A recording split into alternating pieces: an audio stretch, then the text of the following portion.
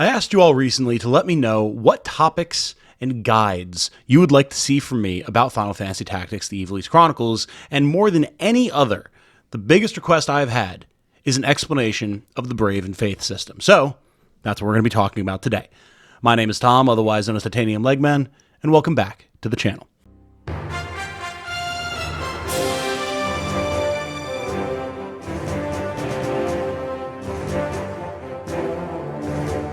Hello everyone, if you enjoy what I do, including my ongoing coverage of Final Fantasy Tactics, the Ivalice Chronicles, then a like on this video and a subscription to the channel would be very much appreciated. Thank you so much. So what is Brave and Faith? This is something that we've been talking about plenty during my live streams, and it's also something I've mentioned in a few of my previous videos, including our 14 tips to army building video that I just put out yesterday at time of recording. However, it is a fair thing to want to know more about it, as it is a pretty integral system that, while well explained now in the game, and I'll have a bunch of the actual in-game tutorial screenshots from the Chronicle so you can actually reference exactly what the game has to tell you, it's not something that's brought up very directly in normal moment-to-moment gameplay. Alongside that, there's some nuances to this system in terms of how you can manipulate these scores and what you may or may not want on any individual given character. So we're going to talk about all of those things today. What the system does, how to manage it, what you want to maximize the effectiveness of your army, etc. As always, if there's a particular section that you're looking most for, you'll find a full list of all the different timestamps in the description as well as in the play bar, so you can jump around to wherever it is that you need to go. So starting off, what is Bravery and Faith? Bravery and Faith are two stats that every single character, including monsters, in the game have, and for every single character, they tend to be different. In random battles, enemies will have these stats randomized, as will the different recruits that you can get at the beginning of the game and from the Warriors Guild. Unique characters such as Ramza and Agrias, as well as characters that are in set story battles, will have their own set Brave and Faith scores. And if you're just breezing through the game, kind of doing your thing, not really paying attention, you wouldn't ever really think about what it is that these scores do. Like, yeah, you might see it on a unit status screen when you're going to do an attack or something and see, oh, this guy's got 70 Brave and 45 Faith. But like, what does that mean? How is that affecting the damage numbers? Does it affect the damage numbers at all? And the answer is yes. Yes, it does. For Brave, the higher your Brave is, the more damage you're going to deal with certain types of attacks, and the more likely certain reaction abilities will be to trigger. For your attacks, you're looking at barehanded attacks, whether just on its own or with the Brawler skill for monks or just on monks themselves, as well as katanas and knight swords. These are the three weapon types or attack types that you want to have maximal Brave for to deal the most damage with. For reaction abilities, things like counter, auto potion, Shira Hidori, etc. all scale off of your bravery, so if you have extremely high Brave, you're going to trigger those reactions very, very often, which is obviously most of the time to your benefit. This means that for certain types of physical attackers, and for anyone who has a reaction skill that you want to have activate when they take an attack, you want to have the maximum possible Brave. Brave is a stat where you pretty much never, with one exception case, want to have low Brave. The higher it is for you, the better it will be, and there's really no downsides to it. This is part of the reason that monks are such a powerful class, because Brave scaling is so strong for them, as well as anything that you put the Brawler skill on from monk to make them also be able to fight effectively with bare hands. If you're looking at low Brave, there's two things to keep in mind. First of all, if you're having a dedicated treasure hunter, like the treasure hunter skill that you can get from chemists, and which is innate to chemists, the lower your Brave score is, the higher chance that you'll find rare items when you're walking around on the battlefield and step on a spot where an item can be found. This is niche, but very, very handy, especially for a very late game, kind of almost post-game content dungeon. So you might think to yourself, okay, well, this seems like a pretty clear delta then, right? I want maximized Brave on everyone that is going to be doing any sort of combat, and I want minimized Brave on a dedicated treasure hunter, right? Yes for the first part, no for the second part. There's functionally no reason not to get your Brave maxed on all of your combat characters, but reduced Brave can actually lead to a character leaving the party permanently. Once you've gotten your Brave down to like the single digits, you will actually have a character start threatening to leave the party, and if it gets even lower than that, like actually minimized, they will just abandon you out of pure cowardice and fear. Obviously, this is not something that you want to have happen, because you don't want to just randomly be having characters leave your party, so if you are making a dedicated treasure hunter, you want to bring it down to like 15 Brave, and that'll put you in a good spot, especially if they're a chemist with treasure hunter equipped. With Faith, you're kind of looking at the opposite scenario. Faith dictates everything to do with magic and magical effects, so ideally you want to have very high faith on your mages and good faith on anyone that you're targeting with your mages. With high faith, you both deal and take more damage from magic, and when you cast effects like, say, Haste from Time Mage, for example, the higher your faith, the more likely it is that you'll actually get the effect to land, in conjunction with the higher the target's faith is, the more likely it will be to land. It is a two-stat system. However, you can probably imagine how this can become a problem, as like, yeah, say you want to have really high faith on your frontline knight, so that it's really easy to land buffs on them, right? Okay, sure, absolutely correct. However, that also means that the black mages on the enemy team are licking their chops. They are salivating, waiting to land a tasty Firaga on that knight and watch him turn to dust instantly. You do not want to have that happen, so it becomes a balancing act with how much faith you actually want on your characters. To compound this, unlike Bravery, where once you hit too low Brave, your character will leave, with Faith, once you hit too high Faith, your character will leave. Not because they've become a coward and they're too craven to stand on the battlefield, but because they've become a follower of God and they would rather go and follow a holy mission or a pilgrimage than fight with you in your army, and they will abandon you as a result on similar thresholds as to cowards leaving due to low bravery. As a result, you really don't want to leave like the high 80s with faith on any given character, because as soon as you break like 90 faith, you're going to have them threatening to leave constantly, and once you get much higher than that for any reason, they'll be out at the end of the next fight. Conversely, with low faith, you can almost entirely mitigate magical effects on characters that you never want to be targeted by it. Once you start getting down to something like in the 30s with faith, magic damage will be almost non-existent on you, and it'll be extremely hard to be targeted by both positive and negative effects. Haste won't land, poison will miss completely, you'll have a character that is essentially anathema, they're like a blank from Warhammer 40k, and this filthy magic just won't touch them. Fortunately, there is no downside to having absolutely no faith whatsoever, so if you really wanted to, you could make an army that completely shuns the idea of magic altogether and has 3 faith across the board, and you just never have to worry about it, relying on things like chakra from Monk for healing, or items to res people, provide healing, etc. It'll just be a little bit more difficult to get buffs, you'll be limited to things like Samurai, but you can still do it that way. So that's what Brave and Faith do, but you've probably been noticing I've been saying like, oh, well, if you increase your Brave score or reduce your Faith score or whatever, and be wondering, how the heck do I do that? And that's where I have to introduce you to our friend, the Mediator. Mediator is a very interesting job. It has some in-combat capabilities, like being able to put characters to sleep, they can wield guns, it's nice.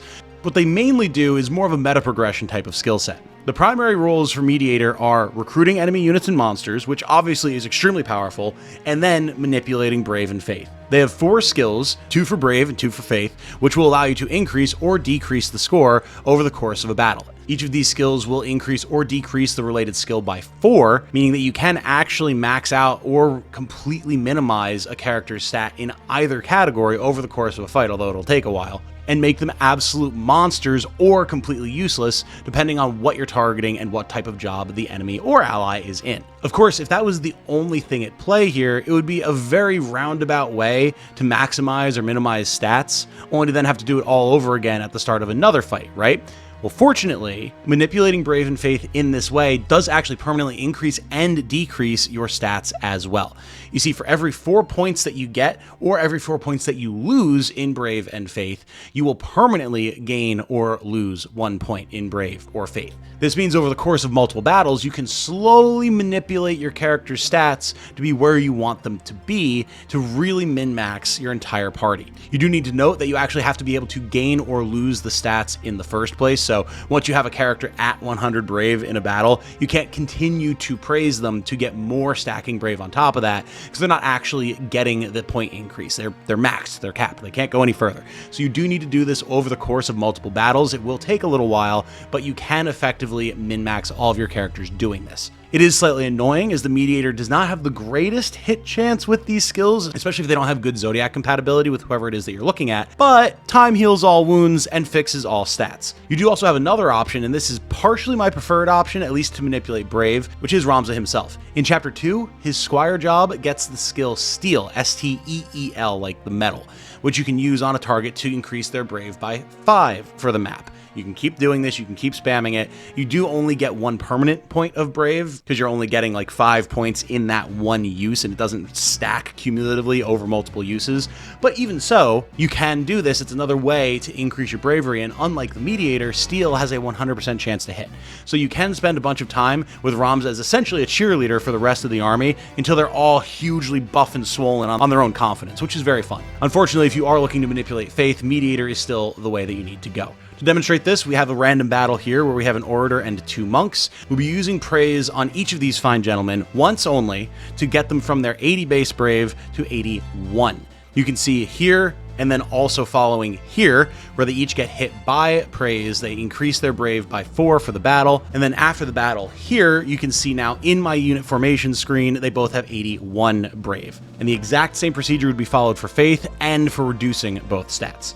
So we've talked about what Brave and Faith do, as well as how to manipulate those scores, but what are some actual use cases, some examples of when and where you would want to put the time in to manipulate these scores? And this is where things get a little tricky, because it really depends on what type of overall team comp you're going for. For Brave, almost universally, you want as much on everybody as you can get. So that's a pretty easy one. Just spend a bunch of time with a mediator and Ramza over the course of a campaign, boosting everyone's Brave up until they all have 97, which is as high as you can go, because you can't then get 4 points to get another point, because you'll go from 97 to 100. It's not 4 points. You don't get the permanent point. Makes sense. But you do want to maximize that if possible. Your priority targets should be things like your monks, because again, their innate brawler skill makes their punches scale with brave, and it also affects their martial arts capabilities, so all of those are going to be stronger. If you have a knight or holy knight or someone else who's wielding knight swords, then you are going to want to be able to have their brave maxed out so that they're dealing maximum damage. And anything wielding a katana, most likely just samurai, will also want to have maximized brave, so that even while they're throwing around their magical Iaido skills, they can still cut something in half with a sword. After that, any frontliners that are going to be relying on reaction abilities to deal more damage or have more survivability are what you're going to want to target. And then after that, you can just fill out the rest of the roster. It's not as important that your black mage be a courageous hero across the ages, but if you don't have anyone else to boost up, I mean, you may as well, right? Faith is where things get a lot more complicated. Your mages, of course, you pretty much want to have as high faith as you can get, even though it'll make them more vulnerable to magic. They're going to be in the back line. They're not going to be getting targeted as much if you're positioning your troops correctly. And it's going to mean that their damage output, their healing, and their buff capability are going to be significantly better.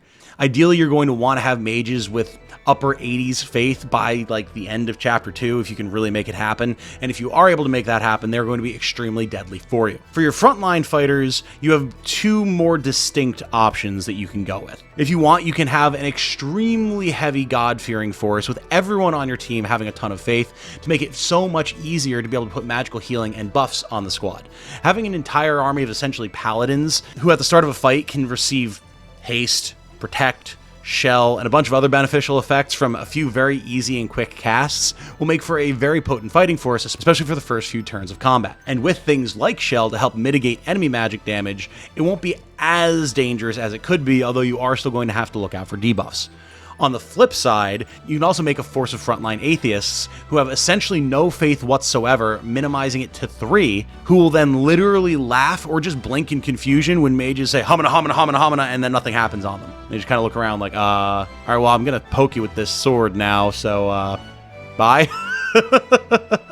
It is very effective if you're going to be dealing with enemy mages. However, you then have the issue of magical healing is going to be completely useless, and you will not be able to buff them with any sort of normal spells. So if you don't have a chemist or some other very specialized support unit on hand, if they get beat up in melee or gored by some horrifying monster, it might be a little bit harder to actually, patch them up. So that is a downside. Either way, there's pros and cons to both playstyles, but you kind of have to choose early on what it is that you're going to go for before you start manipulating these stats, if you choose to do so. Because at the end of the day, you don't need to do these things, especially if you're not on Tactician. You can probably get away with just having a smart distribution of stats on the characters that you recruit, and you'll be okay for the majority of the game. If you really want to get into the nitty-gritty, though, this is where you want to start looking at what recruits are available in the actual Warriors Guild. Are you able to find a character that has like 70 Brave and 45 Faith to start going down that road of an atheistic melee fighter?